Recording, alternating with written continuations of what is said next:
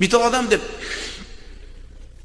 har payshanba kuni kechqurun jumaga o'tar kechasi ya g'ani deb Allohni ey behojat bo'lgan, boy bo'lgan zot deb Allohni eslasa, 10,000 dona eslasa, 10 hafta har payshanba kuni kechqurun 10,000 donadan aytsa, Alloh shunday kon beradiki u bandaga, o'zi ham bilmaydi u bergan kon qayerdan kelib qolganini deydi. Siz qilib ko'ring. Uning uchun o'tirish kerak, qo'lga tasbih ushlash kerak. Ya g'ani deb 10,000 donani 1 soat yo 1,5 soatda o'qib bo'lasiz. Tez o'qiydigan odam 1,5 soatda o'qib bo'ladi. 10 hafta qilib, ey Alloh, mana men sendan so'radim, ber menga deb ko'ring.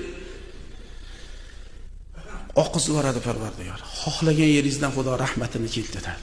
Xudo qodir. Xudoga ishtima emas. Biz muhtaram jamoat, Payg'ambarimiz sollallohu alayhi va sallam aytadilar, bu mana bu bandalar xohlayotgan moli dunyo Alloh jalla va aloning nazdida uchayotgan pashani qonatchi ham hurmatga ega emas. Bugun bizni odamlar shu pul bilan, dunyo bilan odamlar bir-birini aziz qilyapti-ku. Xudoning nazdida uchayotgan pashani qonati mana pasha uchib yuribdi. Kim qarayapti?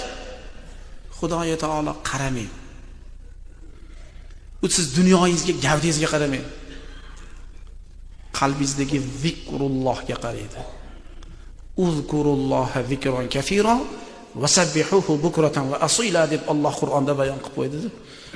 Siz men biz ahli iymon, ahli islom odamlar Allohga yolboramiz. Oyati karimadagi vad'uhu xawfan va tamaa, Allohga ham qo'rqib, ham Allohning rahmatidan umid qilib duo qilamiz inshaalloh.